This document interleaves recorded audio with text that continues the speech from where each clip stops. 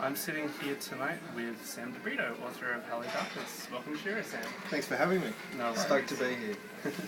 Sam's going to be giving a talk tonight about his new book at the Leichhardt Hotel next door, so we're really excited about that. We just thought we'd sit down beforehand and ask a couple of questions. So when did you first get the inspiration to revisit Ned Jelly in Hello Darkness? Well, I felt that the character of Ned was a little, he was quite despairing at the end of The Lost Boys, and I wanted to, I guess, give the readers a little bit of hope this time, and I wanted to write a love story, and the original plot for Hello Darkness was vastly different to what it is, and I had to change that for personal reasons.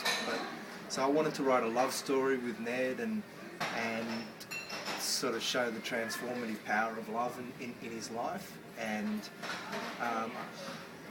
that happened, I guess, after I broke up with the girl who I lived with while I was writing The Lost Boys. Not because I was particularly in mourning for that relationship, but just because it was a fun relationship, and she was an interesting person, and I thought, and a lot of weird stuff happened in our relationship, and I just thought that would be great, seeds to plant and see where they went.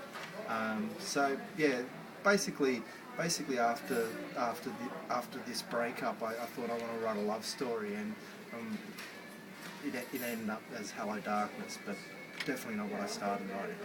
Excellent. Well, did you intend when you set out to write it to make Ned this character who's almost the antithesis of the heroic male that gets presented in a lot of literature at the moment? Yeah, look, it's weird. Everybody, so many people say Ned is an unlikable character, and I don't know. I wanted to write a character that just said that all the stuff that most people probably don't think things as harsh as Ned, but a lot of people do, and a lot of people think some things as harsh as Ned and not the other stuff. I like the fact that he's just ridiculously brutal and says stuff that is confronting and for him in your face truth. Ned's not, I don't know, the whole idea of writing a likeable character it seems false to me. It just seems like I'm trying to manipulate the audience, whereas if I present this bleak, brutal, dickhead, as he's been called, I think it's a literary challenge to make his journey compelling. So I don't know.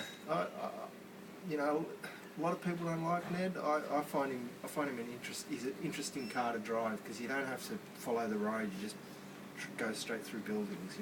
Run people over, and I like video games. I thought something interesting with the book was the way that it was structured. You really get a sense of the despair that Ned is feeling and the depression that he's going through, simply because so many of the chapters are almost, in a way, just bubbles about aspects of his life that he's dissatisfied with, or things that happen that are not particularly nice, and it just kind of keeps going on and on and on in this way, and you really get a sense of somebody whose life is just sort of dragging. Yeah, well, that was part of the Hello Darkness. I wanted it to be, as I said, I wanted it to be a love story, but I had on my desk in front of me, pressed to the wall, was a card saying, "How can you love something you hate?" And so I wanted it to be a study of misogyny as much as anything, and as I guess one of the disappointing things about some of the critiques of the book so far have been that they've mistaken the misogyny of the character for misogyny of the author, whereas I wanted to explore Australian males' misogyny and the way that they categorise women and dispose of women who are old or ugly or fat, and try and find some humanity in that, why it happened, why these people did this. And I think that misogyny is the flip side of it is Ned's depression. The fact that he can't, that he loves what he hates is linked to his depression. And I don't hit that on the head. Maybe I should have drawn a few big black lines for Louis Nara to follow, but his depression is linked to his misogyny. His depression is linked to his inability to form a lasting relationship with women, and it's a chicken egg thing, you know. Did the misogyny cause, you know, the inability to form a relationship, or is his inability to form a relationship come from the fact that he feels like he's been treated poorly, or, you know, so the depression aspect grew out of that. It grew out, but it also is a book about, you know, as much as it's a love story, as much as it's about misogyny, as much as it's about journalism, it's also about depression.